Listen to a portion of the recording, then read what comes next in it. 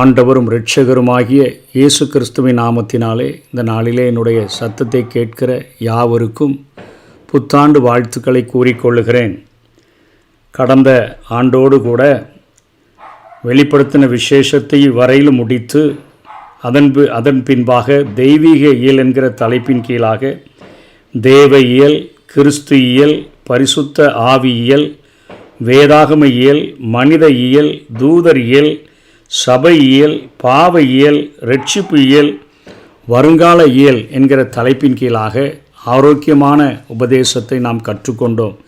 ஏனென்று சொன்னால் யூதா ஒரே அதிகாரம்தான் 24வது வசனத்திலே வலுவாதபடி உங்களை காக்கவும் தமது மகிமையுள்ள சந்நிதானத்திலே மிகுந்த மகிழ்ச்சியோடு உங்களை மாசற்றவர்களாய் நிறுத்தவும் வல்லமை உள்ளவரும் தாம் ஒருவரே ஞானமுள்ளவருமாகிய நம்முடைய இரட்சகரான தேவனுக்கு கனமும் மகத்துவமும் வல்லமையும் அதிகாரமும் இப்பொழுதும் எப்பொழுதும் உண்டாவதாக ஆமேன் என்று சொல்லி அங்கே அப்படியே ஆகட்டும் என்று யூதா தன்னுடைய நிருபத்தை முடிக்கிறாரே.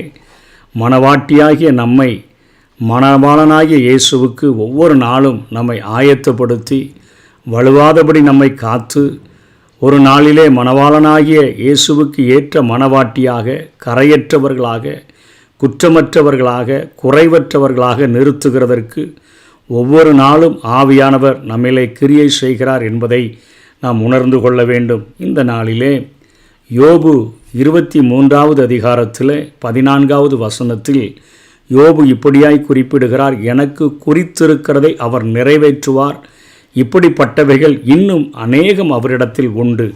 இன்றைக்கு கடந்த வருடத்திலே அநேக பாடுகளின் வழியாக, சோதனைகளின் வழியாக, கேள்விகளின் வழியாக, பிரச்சனைகளுக்கு முடிவில்லாத ஒரு சூழ்நிலையின் வழியாக நாம் கடந்து வந்திருந்தாலும் ஒவ்வொரு நாளும் நமக்கு தேவையான ஆலோசனைகளை கொடுத்து, தேவையான வசனங்களை கொடுத்து, தேவையான தன்னுடைய வார்த்தைகளை கொடுத்து உருவாக்குகிற ஆண்டவர் யோபுவினுடைய வாழ்விலிருந்து இந்த வருஷத்தினுடைய முதல் நாளிலே நமக்கு கற்றுக் கொடுக்கிற காரியம், அதாவது யோபுவுக்கு எதிராக நண்பர்களினுடைய குற்றச்சாட்டுகள் பெருகின போது யோபு மீண்டும் தவிப்புக்கு உள்ளாகிறதை பார்க்கிறோம். இன்றைக்கும் அநேக நேரங்களிலே இத்தனை ஆண்டுகளாக ஆண்டவரை நான் பின்பற்றுகிறேனே, தேவ சமூகத்தை அதிகமாக வாஞ்சிக்கிறேனே, தேவனுடைய சன்னிதானத்தை அதிகமாய் நேசிக்கிறேனே, அவருடைய சமூகத்தில் வீற்றிருப்பதையே அதிகமாக விரும்புகிறேனே, ஆனாலும் என்னுடைய வாழ்க்கையிலே மற்றவர்கள் கேலியாக பேசக்கூடிய அளவிற்கு என்னுடைய வாழ்க்கைகள் அத்தனை ஏளனமாக காட்சியளிக்கிறதே என்கிற ஒரு ஏக்கத்தோடு கூட நாம் இருக்கலாம். யோபுடைய நிலைமையும் அப்படித்தான் இருக்கிறது. யோபு தன்னுடைய எல்லாவற்றையும் இழந்து தன்னுடைய மனைவியினாலும் அவன் அத்தனையாக வாதிக்கப்பட்ட பின்பும் அவன் அத்தனையாய் இழிவுபடுத்தப்பட்ட பின்பும் இங்கே நண்பர்களினுடைய குற்றச்சாட்டுகள் பெருகின பொழுது யோபு மீண்டுமாக தவிப்புக்குள்ளாகி இந்த அதிகாரத்தில் தேவன் என்னை ஆராயட்டும் என்று சொல்லி கதறுகிற காரியத்தை நாம் பார்க்கிறோம். என் தேவன் எங்கிருக்கிறார்? அவரது பிரசன்னம் என்னை விட்டு விலகியதோ? அவரை கண்டு நான் பேசுவேன், அவருக்கு முன்பாக எனது காரியங்களை அடுக்கி வைப்பேன் என்பதாக இந்த அதிகாரத்திலே அவருடைய வார்த்தைகள் இருக்கிறதை பார்க்கிறோம். இன்றைக்கும் நம்மை குறித்து நம்மிடத்தில் கேட்டால் நாம் சொல்லுகிற காரியம் அப்படித்தான். ஆண்டவரே, நாங்கள் அநேக தவிப்புக்குள்ளாக இருக்கிறோமே, எங்கள் தேவன் எங்கே இருக்கிறார்? அவருடைய பிரசன்னம் விட்டு விலகிற்றோ என்றெல்லாம் நாம் அங்கலாய்க்கக்கூடிய ஒரு சூழ்நிலையில் காணப்படலாம். அதைத்தான் இங்கே 3வது அதிகாரத்தில் யோபு சொல்லுகிறார், நான் அவரை எங்கே கண்டு சந்திக்கலாம் என்பதை அறிந்தால் நலமாயிருக்கும், அப்பொழுது நான் அவர் ஆசனத்துக்கு முன்பாக வந்து சேர்ந்து என் நியாயத்தை அவருக்கு முன்பாக வரிசையாய் வைத்து காரியத்தை ரூபிக்கும் வார்த்தைகளால் என் வாயை நிரப்புவேன் என்று சொல்லுகிறதை பார்க்கிறோம். எங்கே சந்திக்கலாம்? அதாவது அவர் அநேக இழப்புகளை தன்னுடைய வாழ்விலே சந்தித்ததை நாம் இந்த அதிகாரத்திலே பார்க்கிறோம். ஒவ்வொரு காரியமாக அவருடைய வாழ்விலே இழப்பாக நடந்த எல்லாவற்றையும் அறிந்திருக்கிறோம். ஆனால் அவர் அவைகளை குறித்து அதிகமாக பேசாதபடி ஆண்டவருடைய பிரசன்னத்தை இழந்ததையே அவர் இங்கே பேசுகிறதை பார்க்கிறோம். ஆண்டவரே, என்னுடைய பிரசன்னம் உம்முடைய பிரசன்னம் என்னை விட்டு விலகிற்றோ? அதாவது நம்முடைய ஒவ்வொரு நாளுடைய ஏக்கமும் இப்படித்தான் இருக்கிறது. உம்முடைய பிரசன்னம் எங்களை விட்டு விலகிற்றோ, இப்படிப்பட்ட இழிவான வார்த்தைகளுக்கும் தவிப்புகளுக்கும் ஒரு குழப்பங்களுக்கும் நாங்கள் உள்ளான சூழ்நிலையில் தானே ஒவ்வொரு நேரமும் உடைய சன்னிதானத்தில் வந்து நிற்கிறோம். அப்போது எங்களுடைய வாழ்க்கையில் நம்முடைய பிரசன்னம் எங்களில் தங்கி இருக்கிறதா அல்லது எங்களை விட்டு விலகி விட்டதா என்று சொல்லி அவனுடைய இழப்புகளை பார்க்கிலும் அவருடைய பிரசன்னம் என்னை விட்டு விலகிட்டோ என்கிற ஒரு மிகப்பெரிய ஏக்கத்தோடு கூட இந்த அதிகாரத்தை எழுதி வைக்கிறதை பார்க்கிறோம். அவரை தேடி அவரிடம் தம்மை ஒப்பு கொடுத்து, ஆண்டவரே என்னை சோதிச்சு பாருங்க அப்படின்னு அவர் விரும்புகிறதாக இந்த அதிகாரத்தில் பார்க்கிறோம். ஏனெனில் தேவன் அவரது நடத்தைகளை, அதாவது அவர் போகிற வழியை அறிவார் என்பதை தெளிவாக அறிந்திருந்தார். இன்றைக்கு இந்த வருஷத்தில் பிரவேசித்திருக்கிற நாம், புது வருஷத்தில் பிரவேசித்திருக்கிற நாம், நமக்குள்ளாக இருக்க வேண்டிய எண்ணம் என்ன? 10ஆம் வசனத்தில் யோபு 23 சொல்லுகிறார், தெளிவாக அவர் பேசுகிறார். ஆனாலும் நான் போகும் வழியை அவர் அறிவார், அவர் என்னை சோதித்த பின் நான் பொன்னாக விளங்குவேன் என்று சொல்லுகிறார். நான் போகும் வழியை அறிவார். நான் எங்கேயோ தேடினாலும் பார்க்க முடியல, முன்னாக போனாலும் இல்லை, பின்னாக போனாலும் இல்லை. இடதுபுறத்தில் அவர் கிரியை செய்கிறார், ஆனால் பார்க்க முடியல. வலதுபுறத்தில் நான் அவரை காணாதபடி ஒளிச்சிருக்கிறாரு இப்படின்லாம் சொல்லிட்டு, ஆனால் அவருக்குள்ள ஒரு ஆழமான அசைக்க முடியாத ஒரு நம்பிக்கை இருக்கிறது. அவர் என்னுடைய பாதையை அவர் அறிந்திருக்கிறார், நான் போகும் வழியை அவர் நன்றாக அறிந்திருக்கிறார். எங்கே போகிறேன்னு ஒருவேளை எனக்கு கூட தெரியாமல் இருக்கலாம். எப்படியோ நான் ஒரு குருடனை போல இந்த புது வருடத்துக்குள்ளே காலெடுத்து வச்சு வந்திருக்கலாம். ஆனால் நான் போகும் வழியை அவர் தெளிவாக அறியக்கூடியவராக இருக்கிறார் என்று சொல்லி இங்கே யோபு தன்னுடைய நியாயங்களை எடுத்து வைக்கிறதை பார்க்கிறோம். இன்றைக்கு வருடம் முழுவதிலும் ஆண்டவரை பின்பற்றி அவருக்காக பரிசுத்தமாய் வாழ்ந்திருக்கிற நம்முடைய வாழ்க்கையிலும் வசனம் 11 சொன்னது போல காரியங்கள் காணப்படலாம். முற்காலங்களில் அவரது பாதைகளை பின்பற்றி நடந்ததை அவர் அறிவார் என்று சொல்லலாம். என் கால்கள் அவர் அடிகளை பற்றி பிடித்தது, அவருடைய நெறியை விட்டு நான் சாயாமல் அதை கை கொண்டேன் என்று சொல்லுகிறார். அதாவது முற்காலத்தில் அவர் பாதையில் தான் நான் நடந்தேன், அதாவது ஆண்டவர் காட்டுகிற பாதையில் தான் நான் நடந்தேன் என்கிற ஒரு உறுதியை அவர் உடையவராக இருக்கிறார். நான் தடுமாறி என்னுடைய கால்கள் சறுக்கி நான் விழுந்ததில்லை, சரியாக தான் நடந்தேன் என்கிறது அவருக்கே தெரியும் என்று சொல்கிறார். 12ஆம் வசனத்தில் அவரது வசனங்களை வாஞ்சையுடன் கேட்டு பின்பற்றினதை அவர் அறிவார் என்று சொல்கிறார். அவர் உதடுகளின் கற்பனைகளை விட்டு நான் பின்வாங்குவதில்லை, அவருடைய வாயின் வார்த்தைகளை எனக்கு வேண்டிய ஆகாரத்தை பார்க்கிலும் அதிகமாக காத்து கொண்டேன். அதாவது எல்லா இழப்புகளை பார்க்கிலும் தேவ பிரசன்னத்தை இழந்து விட்டேனோ என்று அங்கலாய்க்கிற யோபு, என் வழி அவர் நல்லா அறிஞ்சிருக்கிறார்யா, நான் போகும் வழி அறிகிறார். வலதுபுறத்திலே இடதுபுறத்திலே நான் பார்த்தாலும் அவரை காண முடியலை, அவர் ஒளித்திருக்கிறார். முன்னாடி போனாலும் பின்னாடி போனாலும் அவரை காணலை. ஆனால் நான் போகிற வழி எனக்கு தெரியாமல் இருக்கலாம், ஆனால் என் வழியை அவர் அறிந்திருக்கிறார் அப்படிங்கிற நம்பிக்கையில் அவர் சொல்கிறார், என் வாழ்விலே இந்த வருடங்கள் முழுவதிலும் என் கால்கள் அவருடைய அடிகளை பற்றி பிடித்து நடந்தது, அவருடைய நெறியை விட்டு நான் சாயாமல் அவர் பாதையில் தான் சரியாக நடந்தேன். என் உதடுகளின் கற்பனைகளை விட்டு நான் பின்வாங்கலை.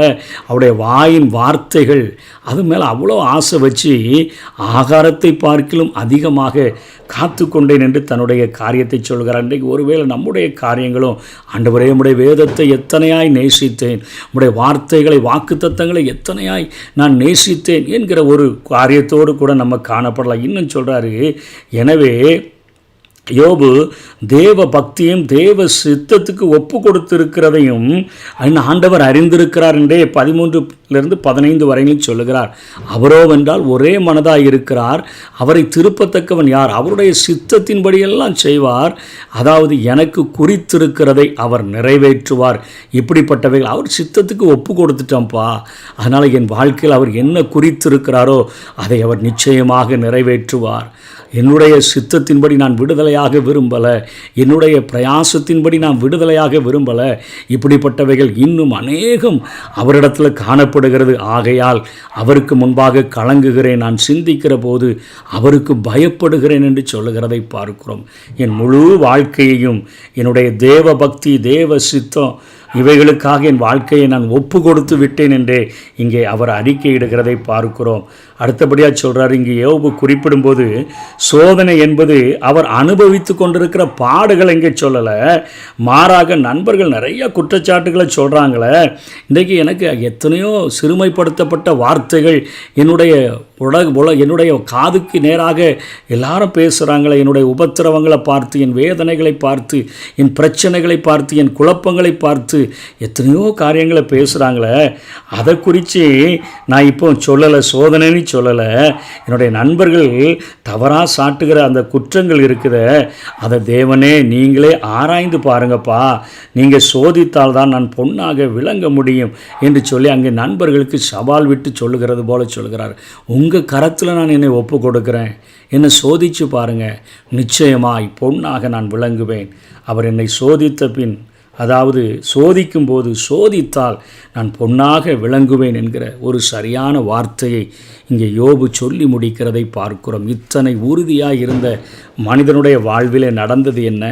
எனக்கு குறித்திருக்கிறதை அவர் நிறைவேற்றுவார் என்கிறதுல அத்தனை அசைக்க முடியாத ஒரு காரியம், அத்தனை இழப்புகளின் மத்தியிலும் தேவ பிரசன்னத்தை விரும்புகிற ஒரு காரியம், அத்தனை பிரச்சனைகளின் மத்தியிலும் அவருடைய பாதையை பின்பற்றி நடக்கிறதுல அத்தனை உறுதி, அவருடைய வசனங்களை வாஞ்சையுடன் கேட்டு பின்பற்றுகிறதுல அத்தனை உறுதி, தேவ பக்தியோடு தேவ சித்தத்தோடு வாழ தன்னை ஒப்பு கொடுத்திருக்கிறதுல அத்தனை உறுதி. அதே போல் மனுஷர்களிடத்துல இல்லை, உங்கள் கரத்தில் என்னை ஒப்பு கொடுக்குறேன், நீங்கள் என்னை சோதித்த பின்பு நான் சொல்கிறேன் சுத்த பொன்னாக விளங்குவேன் என்று சொன்ன யோபுவுக்கு ஆண்டவர் சொன்ன காரியம். யோபு 42வது அதிகாரம் 2ஆம் வசனத்தில், தேவரீர் சகலத்தையும் செய்ய வல்லவர், நீர் செய்ய நினைத்தது தடைபடாது என்பதை அறிந்திருக்கிறேன். குறித்ததை அவர் எப்படியாவது நிறைவேற்றி முடித்திடுவார்னு சொன்னதில்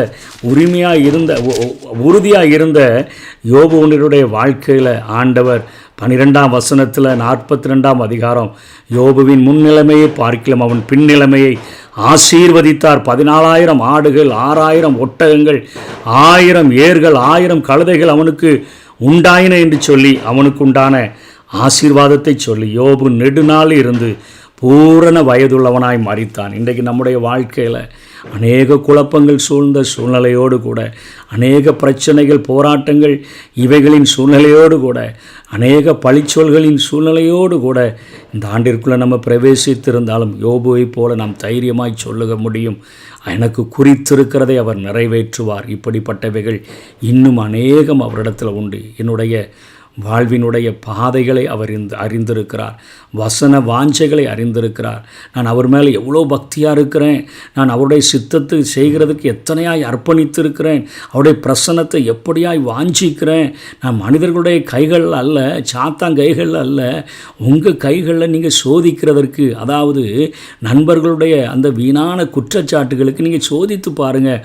அந்த குற்றச்சாட்டு ஒன்றுமே என்கிட்ட இல்லை, நான் பொன்னாக விளங்க முடியும், கரைதிரையற்றவனாக, பிழையற்றவனாக நான் நிச்சயமாக இருக்க முடியும். ஆனாலும் இதற்கு மேலாக என் ஆண்டவர் மிகப்பெரிய ஆசீர்வாதத்தை எனக்கு தர முடியும். அவர் செய்ய நினைத்தது தடைபடாது என்பதை நான் அறிந்திருக்கிறேன். ஆண்டவர் அவருடைய வாழ்க்கையை முன்னிலைமையை பார்க்கலும் பின்னிலைமையில் அதிகமான ஆசீர்வாதங்களை, இரட்டத்தனையான ஆசீர்வாதங்களை கொடுத்து ஆசீர்வதித்த கர்த்தர் நம்முடைய அநேக கேள்விகளுக்கு தன்னுடைய ஆசீர்வாதத்தின் மூலமாக ஒரே பதிலை தந்து நம்மை உயர்த்துகிறதற்கு இந்த ஆண்டிலே உண்மை உள்ளவராக இருக்கிறார். அவருடைய பிரசன்னத்தை வாஞ்சிப்போம், அவருடைய பாதையில் தொடர்ந்து நடக்கிறதில் உறுதியாக இருப்போம். அவருடைய வார்த்தைகளின் மேல் அத்தனை வாஞ்சியோடு கூட உணவை பார்க்கிலும் ஆகாரத்தை பார்க்கிலும் அதிகமாக அதை காத்து கொள்ளுவோம். அதே போல் தேவ பக்தியையும் தேவ சித்தத்தையும் வாஞ்சிப்போம். அவர்களுடைய கரங்களில் கொடுத்த ஆண்டவரே, உம்முடைய கரங்களில் எங்களை சோதித்து பாருங்கப்பா, நாங்கள் பொன்னாக விளங்கணும், எங்களுடைய ஈயம் களிம்பு எல்லாம் எங்களை விட்டு நீக்கிருங்க, எங்களை நீதிபுரம் சத்திய நகரம்னு சொல்லி அழைக்கிற அளவிற்கு நாங்கள் பரிசுத்தமாக இருக்கணும். ஏனென்று சொன்னால் கடைசி ஒரு நாளில் உம்முடைய சன்னிதானத்துக்கு முன்பாக நாங்கள் நிற்கும் பொழுது மணவாளனுக்கு ஏற்ற பரிசுத்தமான மணவாட்டியாக நிற்கணுமே. வலுவாதபடி எங்களை காக்கிறவர், மகிமையுள்ள சன்னிதானத்தில் மிகுந்த மகிழ்ச்சியோடு எங்களை மாசற்றவராய் நிறுத்துகிறவருடைய கரங்களில் நாங்கள் ஒப்பு கொடுக்குறோம். பொன்னாக மாற்றுங்க, பரிசுத்த வாழ்க்கை எங்களுக்கு தாங்க, பரலோக அந்த நித்திய வாழ்க்கை பெற்றுக்கொள்ள ஒவ்வொரு நாளும் ஆண்டவரே உம்முடைய சமூகத்துக்கு நெருங்கி வர, உங்கள் பிரசன்னத்துக்கு நெருங்கி வர, உம்முடைய சிங்காசனத்தில் கிட்டி சேர எங்களுக்கு உதவி செய்யுங்கன்னு சொல்லி கேட்டே வாழுவோம். இந்த ஆண்டு முழுவதிலும் தேவ பிரசன்னத்தினால் நிறைந்த வாழ்க்கையை நாம் பெற்று வாழுவோம். கர்த்தர் தாமே நம்மை ஆசீர்வதிப்பாராக. ஆமென்.